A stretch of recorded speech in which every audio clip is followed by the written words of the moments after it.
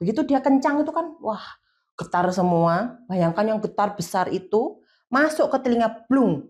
Kita yang berdiri aja nggak kemana-mana bisa bergoyang bergeser. Jadi yang aku tadi bilang nggak hanya sekedar masalah jangka panjang, tapi itu bisa langsung at that time, at that moment hearing loss itu terjadi.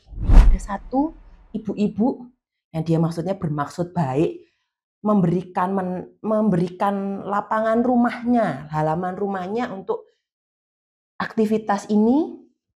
Dia nggak tahu kalau ternyata suaranya sekencang itu. Kru-krunya itu seharusnya sebelum terpapar itu harus dicek pendengaran.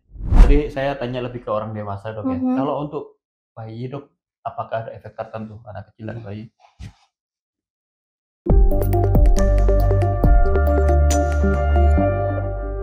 Kalau ngomongin ngikutin itu gimana ya? Saya juga mungkin termasuk yang sering seliweran lewat, misalnya aku jalan-jalan pergi sekitaran di kabupaten, saya gitu tuh aku sering banget menemui itu dulu misalnya kayaknya kondangan gitu ya. Kondangan tuh apa ya? Acara nikahan atau acara apa kalau bisa di daerah-daerah di saya lewat begitu, itu soundnya tuh tumpuk-tumpuk sebelum akhir sound horeg ini ada. Itu sebenarnya sudah kayak fenomena yang memang sudah lama ada di sekitar Malang Raya gitu. Jadi saya lewat aja naik mobil, soundnya tuh di depan rumah, begitu saya lewat persis depannya itu saya di mobil aja goyang-goyang gitu.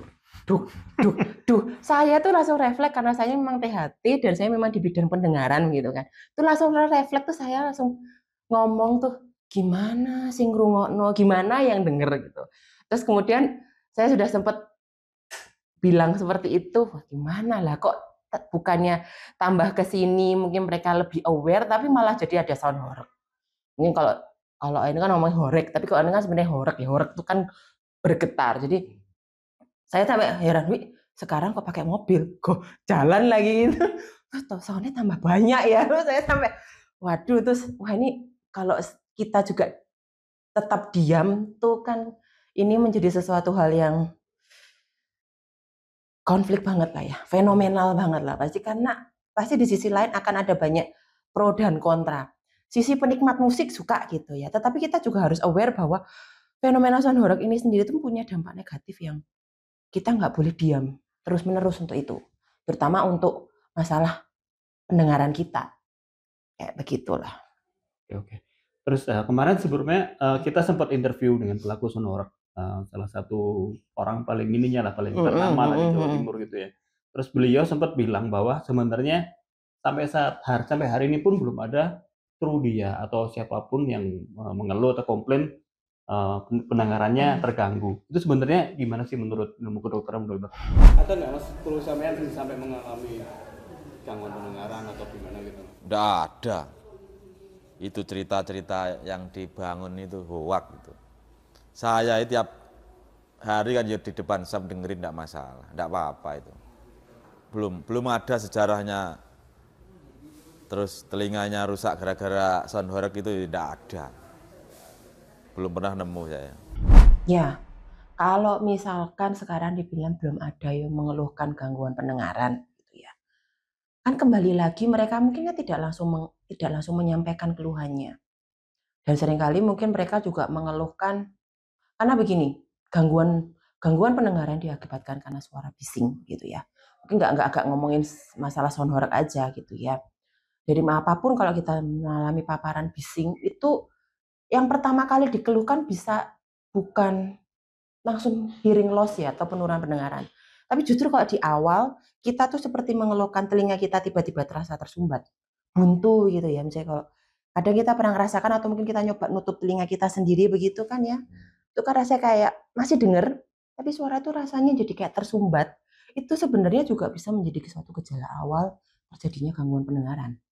Nah, seringkali orang kan tidak aware dengan itu. Dikira, nggak apa-apa lah. Padahal itu sudah terjadi yang kita namakan sebagai temporary threshold shift. Jadi sudah terjadi pergeseran ambang dengar. Tapi fortunately-nya atau beruntungnya, kalau yang pada kondisi itu biasanya dia bisa kembali lagi. Karena hanya temporary. Nah, tapi harus hati-hati, harus dipikirkan karena Kalau pasti ada yang sementara, itu pasti akan ada yang permanen. Hmm. Nah, yang permanen ini yang harus kita benar-benar jaga betul. Kalau temporary dia balik, kalau udah permanen nggak bisa balik. Nah, kalau gejala kemudian yang bisa dirasakan selain terasa tersumbat itu ada telinga berdenging. Kadang kalau kita ngelewatin tempat yang bising itu ya, tiba-tiba nging, gitu ya. Masih tetap bisa dengarkan sebenarnya, cuma kayak tertutupi dengan suara denging. Nah, itu hati-hati kalau suara itu menetap, denging itu menetap, itu juga sebenarnya suatu gejala bahwa telinga kita sudah mengalami kerusakan. Dan semakin besar suara yang didengar, semakin dB-nya ya, desibel ya, atau intensitas gitu ya, kita hitung dalam satuannya desibel, semakin tinggi, maka telinga kita tidak lagi, istilahnya telinga kita bagian dalam ya, saraf pendengaran yang ada di dalam telinga kita, tidak lagi melewati fase-fase itu. Jadi kok tiba-tiba suara yang didengar melonjak sangat tinggi sampai 130, 135 itu nggak nunggu temporary lagi, nggak nunggu sementara lagi sebalik gitu ya, bisa balik, enggak, dia langsung menjadi permanen. Jadi keluhannya langsung hearing loss, tiba-tiba bukan hanya buntu terus tiba-tiba plong gitu ya, tapi dia akan permanently threshold shift. Nah, itu yang harus menjadi concern bersama kalau sampai mereka itu datang begitu ke kita, Dok, kok saya enggak dengar telinganya begitu. Terus dilakukan pemeriksaan pendengaran dan memang terjadi penurunan pendengaran karena faktor saraf. Ketika sarafnya rusak, itu juga jadi challenging sendiri ke kami, bingung gitu karena sarafnya kena, dan kalau sudah saraf kena, maka untuk mengembalikan fungsi itu menjadi sangat sulit. Kira-kira begitu. Terus kok ditanya, apakah ada yang ke kami gitu ya? Ya, kalau mau boleh jujur, kalau untuk masalah paparan suara bising begitu ya, atau kayak penikmat musik yang kayak pakai earphone atau apa, banyak. Dan memang terbukti dengan melakukan pemeriksaan audiometri, timpanometri, memang didapatkan tuli saraf. Tergantung di mana dia memakai. Kalau headset dipakai di dua telinga, dua-duanya. Kalau satu sisinya saja yang dia pakai. Dan kalau mohon maaf sebelumnya saya juga mau tidak mendiskreditkan atau bagaimana, tapi ini benar yang saya temui di lapangan, ada satu ibu-ibu yang dia maksudnya bermaksud baik, memberikan lapangan rumahnya, halaman rumahnya untuk aktivitas ini. Dia enggak tahu kalau ternyata suaranya sekencang itu. Seminggu sepertinya datang ke praktekan saya, keluhannya dengan berdenging dan penurunan pendengaran. Jadi sebenarnya ada kejadian yang saya temui sendiri langsung di lapangan. Ya, memang ada ya Bu ya. Ada. Saya kan cukup awam Bu ya dengan telinga kita ini. Itu kalau dibahasakan dengan lebih mudah bagi kita, bahasa bayi istilahnya Bu kalau sekarang. Itu Betul. gimana Bu? Apa dia menyerang genang telinga? Kita tahunya kan genang telinga sampai pecah. Itu gimana sih Bu? Bisa dijelasin dengan yang lebih? Oke. Jadi sebenarnya kalau misalnya kalau ada gambar kayaknya lebih enak gitu. Tapi mungkin aku coba jelaskan gitu ya. Suara itu kan dia berupa gelombang ya. Gelombang begitu. Otomatis kan pertama kali itu suara masuk itu kan lewat diterima telinga kan gelombang begini ya. Masuk kan istilahnya dikumpulkan sama daun telinga kita. Jadi kita ngomong secara jalan masuknya dulu begitu ya. Masuk diterima sama daun telinga kita, masuk ke liang telinga, kan ada di gendang telinga. Nah, bisa bayangin ya, berarti kan masuk dalam ada gendang telinga. Nah, di gendang telinga itu kan dilakukan pengerasan suara, pemfokusan suara, dan ada tulang pendengaran di baliknya. Kemudian habis itu ada tulang pendengaran, ada telinga bagian tengah. Nah, kan suara itu akan masuk, ada yang lewat tulang di atas ini, ada yang lewat yang di gendang telinga rongganya ini. Nah, kemudian dia akan masuk ke telinga bagian dalam. Nah, telinga bagian dalam itu terdiri rumah siput, ya kan ya kayak keong itu ya, 2,5 lingkaran gitu. Kemudian di atasnya adalah juga ada organ keseimbangan. Nah, kemudian dari rumah siput itu suara itu tadi yang semula gelombang suara akan jadi mekanik. Mekanik diterima di situ, kemudian dia akan menjadi impuls kelistrikan yang akan diteruskan oleh saraf 8 yang ada di rumah siput. Kompleks ya. Masuk rumah siput, nah baru dia akan masuk ke batang otak kita, naik ke atas, lalu akan diterima di otak kita yang di bagian sini nih, ada istilah area untuk kalau kayak komputer kayak prosesornya, Iya. CPU-nya, betul ya? Iya, betul. Jadi kode-kode itu yang semua kan dia cuma gelombang doang ini ya. Otak kita yang kayak menenskripsikan. Iya. Jadi dipahami, oh ternyata gelombangnya ini tuh ngomong ini. Kayak sekarang saya bicara, kalau misalkan otak ini tidak bekerja dengan baik ya ini enggak. Jadi kita nggak paham kan apa yang sedang dibicarakan gitu, apa yang didengar telinga kita. Nah, dampaknya apa? Maksudnya dari apa hubungannya dong kalau misalnya tadi kan habis didengar terus efeknya apa atau suara yang kencang seperti itu. Nah, otomatis kan gelombang itu kan dia punya, kalau pelan kan dia pelan. Begitu dia kencang itu kan wah, getar semua. Bayangkan yang getar besar itu masuk ke telinga blung. Kita yang berdiri aja nggak kemana-mana bisa bergoyang bergeser. Lah, energinya cukup besar ya. Kita ngomong yang energinya cukup besar itu apalagi yang diterima telinga. Blar. Ya kayak kalau saya boleh tahu kan suaranya, kalau saya boleh kembali jelaskan tuh kan 130 sampai 135 dB. Itu tuh cuman boleh didengar telinga tuh sepersekian detik. Amis ya. Jadi kayak suara petasan ledakan blar gitu. Nah, itu kan bayangkan degumnya bang gitu ya. Otomatis kalau itu masuk ke telinga kita, langsung gendang yang tipis itu langsung robek. Terus tulang yang tipis di atasnya tadi saya terangkan porak-poranda semua blak. Gitu kan? Nah, kemudian dia masuk ke telinga dalam. Rumah siput yang kecil situ ya akhirnya rusak semua. Semua kaca kadung. Nah, investasi yang seperti itu, maksudnya gejala yang seperti itu kan otomatis kan semua rusak ya. Pasti kan penghantarannya jadi nggak bagus. Dan hati-hati kan itu dekat dengan saraf. Sarafnya pun juga bisa rusak.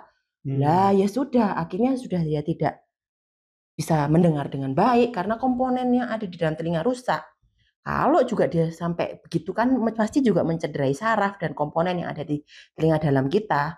Ya, kalau kita mendengarkan begini saja kita sudah bisa memahami kalau hal begini mau diperbaiki juga menjadi hal yang cukup sulit ya. Ya, Dok. Sedangkan untuk ukuran normal manusia berapa desibel sih, Dok, yang bisa kita terima? Kita terima ya. Jadi kalau beberapa aku membaca literatur begitu lah. Ada beberapa batasan yang ditoleransi telinga kita. Ya. Nah, kalau kita di Indonesia, kita ngomong di Indonesia aja. Sebenarnya aturannya banyak loh di Indonesia. Ini sebenarnya cukup tegas mengatakan kalau yang Permenaker nomor 5 tahun 2018, dia menyampaikan bahwa yang bisa ditoleransi itu adalah 85 dB yang boleh didengarkan selama 8 jam atau selama 40 jam per minggu, betul. Per minggu. Jadi suara 85 dB itu udah kayak yang harus dibatasi. Jadi cuma boleh didengar selama 8 jam per hari. Dan atau 40 jam per minggu. Jadi nggak dibagi aja gitu. Pokoknya dalam seminggu nggak boleh lebih dari sekian itu ya. Karena dari itu, kenapa aturan itu dibuat? Karena memang itu akan menjadi suatu potensi penurunan pendengaran yang tidak bisa dihindarkan. Tadi sudah tahu ya intensitasnya berapa ya untuk suara itu? Hingga 135 dB. Wow, jauh ya? Jauh sekali. Saya bicara begini karena memang sekarang untuk pengecek itu kan ada yang namanya alat sound level meter. Di gadget kita juga bisa tuh gampang di-download begitu ya. Luar biasa ya, untuk digitalisasi kita sudah cukup maju untuk itu. Saya juga ada. Itu bisa dicek ternyata alat itu setelah dinyalakan semua maksimal dari sound itu 130 sampai 135 dB. Padahal tuh ya, yang ditoleransinya cuma 85 dB tuh untuk 8 jam. Nanti dibilang, kan tuh 8 jam loh. Wait. Akumulasinya ada berarti? No, ada dong. 85 itu 8 jam. 85 tambah 3. Jadi 88. Maka toleransinya, waktu toleransi telinga boleh dengar, yang dari 8 jam harus dibagi 2. Setiap kenaikan 3 dB, supaya biar lebih mudah gitu ya. 85, 88 dB gitu, maka jadi toleransi menjadi 4 jam. Habis 88 ke 91 berarti ya. Berarti toleransinya jadi tinggal 2 jam. Sudah menghela nafas nih. Hati 35 itu berarti kan nggak bisa kan gitu ya. Jadi 91 dB aja 2 jam. Naik lagi itu langsung saya bikin 100 ya. 100 langsung 15 menit. 100 dB itu cuma boleh 15 menit. 110 jadi kurang dari 2 menit. Nah, berarti kok 110, 120 tuh dikatakan 120 saja langsung bisa menyebabkan bahaya langsung pada telinga kita. Komponen yang ada di telinga kita, baik yang di luar maupun tengah sampai dalam ya, aku ngomong secara semua kompartemen, bahkan saraf tidak terkecuali ya. Bayangkan kalau sudah sampai 130, 135 gitu ya. Itu namanya kita sebut itu kalau sudah 140 tinggal 5 dB doang itu sudah jadi namanya trauma akustik. Luar biasa dan kerusakannya langsung permanen. Bukan mau nakutin tapi memang ini menjadi concern bersama. Tidak hanya di Indonesia tapi benar-benar dunia begitu. Jadi supaya kita bisa lebih aware lagi dengan itu. Mungkin kalau dulu mereka hanya tahu mungkin nggak apa-apa nih suara kenceng aja biasa begitu. Harapan dengan saya memaparkan level-level desibel ini itu bisa membuat kita aware. Bahkan kalau saya boleh cek ini, saya ngomong aja begini ya. Ini saya punya alat desibelometer gitu ya. Saya ngomong begini aja. Nah, gini saya ngomong ya. Ini tuh sudah di kisaran 70-an. Ini silakan bisa kelihatan. Saya ngomong kenceng ya ini ya. Nah, kira-kira ini sudah kelihatan average-nya 70 sampai 79. Saya ngomong kenceng doang begini. Itu dari kisaran itu. Kecuali kalau misalnya saya rendahkan, saya sekecilkan, dia akan mengikuti, itu dia akan jadi 50-an. 60-an. Saya bicara begini saya juga punya suatu konsekuensi saat kita memberikan suatu informasi, maka informasi itu harus valid ya. Nah, ini seperti ini bisa nampak ya. Saya ngomong kencang langsung kencang 70 lah. Iya. Ini pada cuma ngomong doang, saya nggak pakai mic, nggak pakai apa gitu. Itu sudah segitu. Padahal yang ditoleransi 85 dB diterima di telinga kita selama 8 jam. Nah, kira-kira gitu. Jadi kita ngomong conversation biasa begini pun juga kalau kenceng-kenceng teriak-teriak pun juga itu juga udah bisa berpotensi ini ya. Nah, apalagi yang suara yang sampai setinggi itu. Nah, kira-kira begitu. Oke. Kan ya tadi kan saya juga sempat bilang si pegiat sonor gini bilang nggak ada yang mengeluh gitu dok. Tapi memang itu lebih ke jangka panjang nggak sih dok penyakit seperti itu kerusakannya? Jadi yang seperti dibilang nggak hanya sekedar masalah jangka panjang, tapi itu bisa langsung at that time, at that moment hearing loss itu terjadi. Bisa ya. Tuh, mungkin kalau di awal-awal kan mungkin mereka kan gimana ya, kalau kita mempelajari itu kan tidak boleh hanya sekedar mempelajari sisi buruknya aja gitu ya. Tapi kan mereka yang penikmat musik mendengar begitu tuh kan relaxing. Ya, relaxing, merasa kebutuhan dia akan musik terpenuhi. Kita bicara pada dua sisi lah, nggak boleh hanya sekedar yang negatif yang kita ingat. Tapi ini juga harus saling balance lah. Tidak boleh kita menyampaikan ininya aja, tapi kita lupa ada side effect yang ternyata lebih berbahaya. Dan ini bukan jangka panjang lagi, tapi at the moment, at the times langsung menyebabkan gangguan pendengaran. Mungkin mereka pertama nggak ngerasa karena mungkin kan hormonnya lagi melonjak tuh ya, serotonin, dopamin dan lagi euforianya lagi luar biasa. Mungkin mereka ada kala mengesampingkan itu karena dia mendapatkan kebutuhan happy-nya yang dari musik itu. Nah, baru mungkin dia akan merasakan setelah itu mulai rilis, mulai turun begitu, mungkin baru mereka akan menyadari kok sekeliling jadi lebih sunyi. Nah, mungkin begitu. Itu yang hati-hati sekali. Itu kan tadi saya tanya lebih ke orang dewasa dok ya. Kalau untuk bayi dok, apakah ada efek tertentu anak kecil dan bayi? Karena kalau kita ngomongin orang dewasa yang kalau kita sering bilang orang dewasa, orang yang matur gitu ya, mateng gitu ya. Nah, kalau anak kecil tuh mateng enggak? Masih belum mateng kan? Semua belum mateng. Masalah apa ya, di anak-anak itu kan lebih tidak bisa mentoleransi apapun tuh ya, perkara salah makan. Kalau kita makan semua dimakan masih baik-baik aja nih perut. Anak nggak bisa ya, apalagi bayi. Salah makan bisa jadi diare. Nah, itu salah satu contoh yang saya mencoba menganalogkan dengan organ yang lain gitu ya. Sama itu juga terjadi di pendengaran kita gitu ya. Jadi semakin usia semakin muda, maka resiko terjadi kerusakan menjadi lebih besar. Kan belum mature, belum matang gitu ya.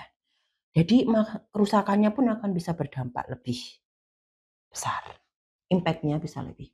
Dan kalau misalkan pada bayi atau anak-anak yang masih kecil kan mungkin mereka belum bisa secara aktif untuk sampaikan apa yang dia keluhkan. Cuma tiba-tiba kalau misalkan pada anak yang atau masih bayi gitu ya, atau toddler yang masihnya itu kan mungkin tiba-tiba mungkin vocabulary perbendaharaan kata-katanya nggak meningkat.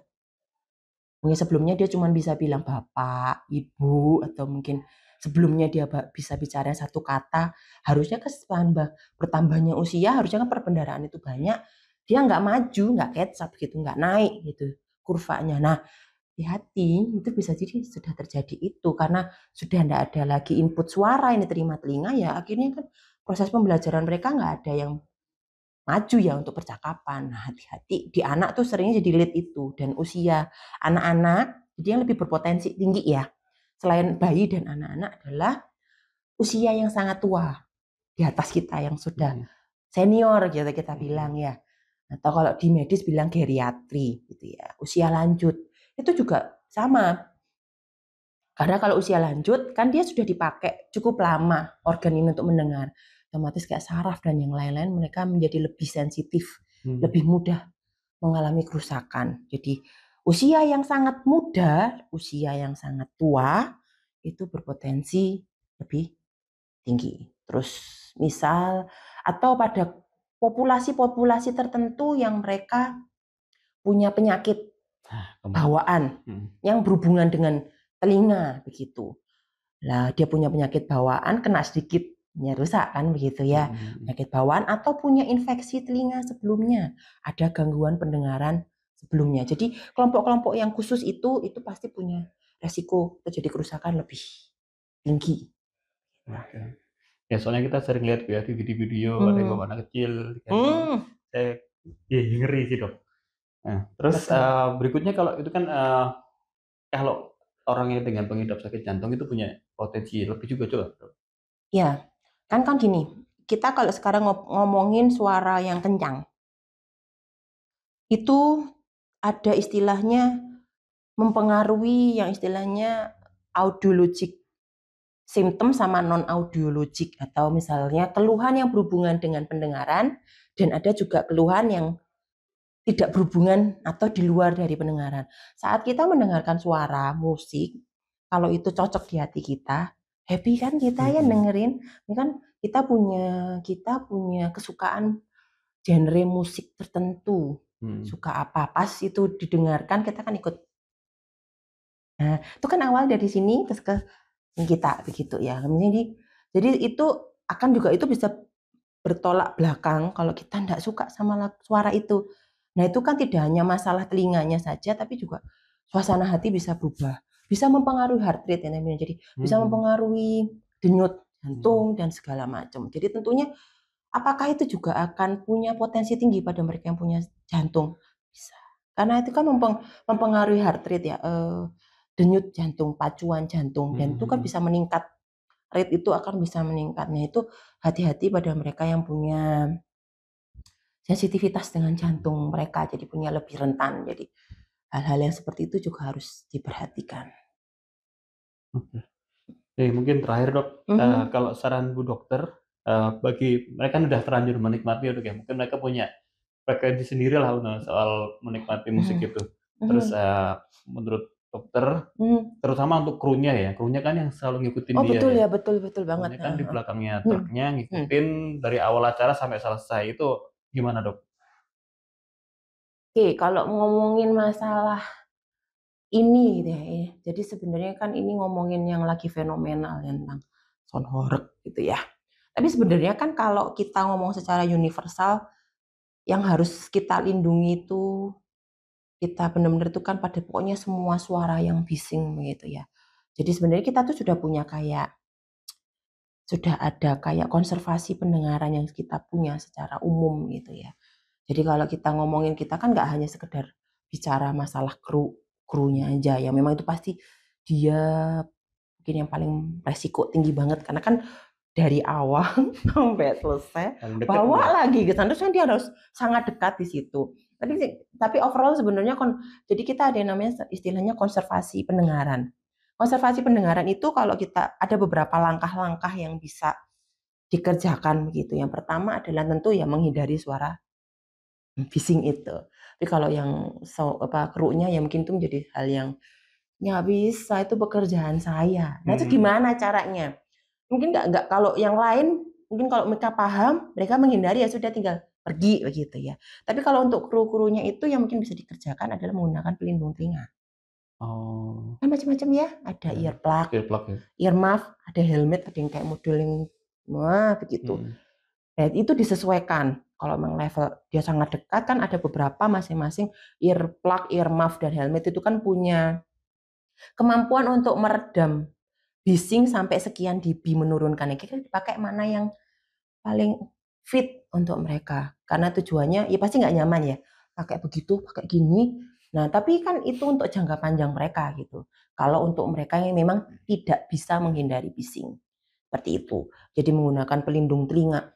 Jadi supaya pendengaran mereka bisa tetap terjagalah ya gitu ya. Kalau misalkan ya nggak sampai parah-parah amat lah kan begitu harapannya. Terus kemudian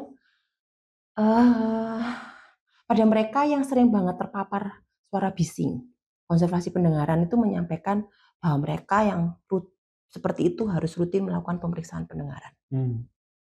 Ya kalau seharusnya kalau ngomong ideal tuh kru-krunya itu seharusnya sebelum terpapar itu harus dicek pendengaran.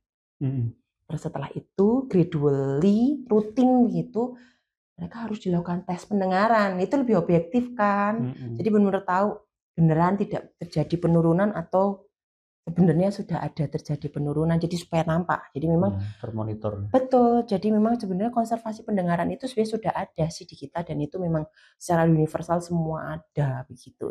Rilis itu memang. Jadi mereka harus rutin melakukan pemeriksaan pendengaran. Kemudian tentunya kalau kita sekarang sudah tahu ya, sudah tahu kalau ini sangat membahayakan bagi pendengaran dan bahkan itu juga bisa mempengaruhi organ selain pendengaran begitu toh. Ya seharusnya saat kita juga tahu itu berbahaya maka kita harus speak up. Speak up dalam artian bukan mau menyudutkan satu sisi loh, mohon maaf tidak mau menyudutkan satu sisi itu aja. Karena sebenarnya fenomena suara yang bising itu tidak hanya saat ini aja. Sebelum-sebelumnya pun juga sebenarnya sudah banyak kan. Yang silent kadang tidak speak up keluar. Jadi mungkin lewat momen ini juga mungkin bisa menggerakkan orang-orang bahwa kalian harus speak up loh. Tidak menunggu harus kamu jadi dokter dulu atau kamu punya capable sesuatu yang kamu kalau ngomong didengar. Mungkin kamu influencer atau apa, selebgram atau apa. Nggak perlu kamu menjadi orang yang seperti itu dulu untuk kamu speak up. Jadi silakan kalian punya informasi yang benar, paham betul tentang bagaimana sih mengenai bahayanya suara yang cukup kencang ini buat pendengaran, buat masa depan pendengaran kita, komunikasi kita ke depan. Silakan speak up. Yang penting harus punya ilmunya lah begitu ya. Paham betul dan bisa memberikan pemahaman, bisa memberikan informasi buat kalangan-kalangan yang di sekitar kalian biar mereka lebih aware. Itu salah satu termasuk konservasi loh. Sesimpel itu, silahkan bergerak dari lingkungan yang terdekat yang bisa kalian lakukan pengarahan begitu. Dan kemudian setelah tahu begitu ya, kita sudah melakukan itu semua, ya yang paling challenging, ya harus dikendalikan suaranya. Ya harusnya kalau sudah tahu suara itu, istilahnya noise pollution gitu ya, polusi suara. Kan tahu itu polusi berarti ya harus dikurangi ya. Kalau ditiadakan, namanya orang suka musik juga pasti enggak mungkin kalau tiba-tiba dunia senyap tanpa musik itu kan enggak mungkin. Tapi kan bisa diatur. Suaranya diturunkan, terus memenuhi kayak aturan saat melakukan keramaian kan harus berapa dB yang ditoleransi, berapa lama harus bisa dikerjakan. Ya itu biar sama-sama enak kan ya. Iya, jadi silakan suka mendengarkan musik, silakan bisa mendengarkan dengan suara yang lebih nyaman di telinga kita. Biar nanti kemudian kita enggak perlu jadi teriak-teriak kan untuk mendengarkan musik. Nah, begitu. Jadi monggo lah, mari kita sama-sama bergerak. Kalau misalkan seperti ini bukan berarti ditiadakan, tapi lebih dikontrol kembali volumenya. Jadi kalau kita bilang kalau di kita kan intensitasnya jangan tinggi-tinggi lah ya, diturunkan. Sampai di ambang memang itu aman buat didengar telinga kita. Kira-kira gitulah, itu endingnya. Saya kan nggak enak nanti kalau ending terakhir-terakhirnya ini ada lagi nih. Kalau sudah terjadi penurunan pendengaran, terus gimana? Harus pakai alat bantu dengar. Dan unfortunately-nya, sayangnya adalah tidak semua gangguan pendengaran itu bisa diperbaiki dengan alat bantu dengar. Kan kalau dia sudah sangat berat, yang aku bilang tadi udah kacau balau kena semua, alat bantu dengar itu kan sebenarnya mengeraskan suara kan.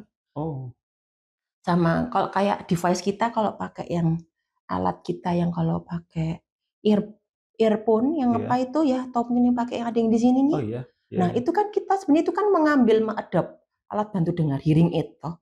Kan ada istilah noise cancelling. Memfokuskan suara yang mau kita dengar. Mengurangi noise yang ada. Itu kan prinsip hearing aid sebenarnya.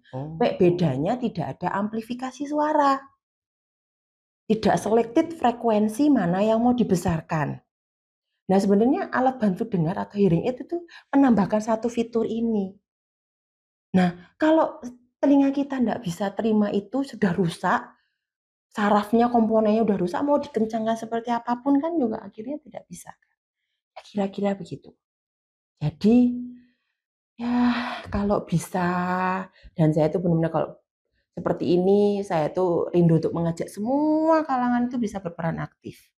Tidak hanya mencari siapa yang salah, siapa yang benar di sisi ini, tapi lebih kepada ayo kita bergerak sama-sama, kita cari solusi yang sama-sama enak.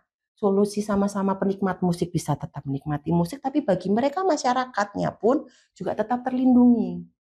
Mereka yang terlibat di dalamnya juga terlindungi. Karena sekali dia sudah terjadi penurunan pendengaran, maka tidak semuanya itu bisa kembali seperti kemampuan mendengar dia yang sebelumnya. Komunikasi pasti akan terjadi gangguan ya. Nah itu, komunikasi menjadi terhambat.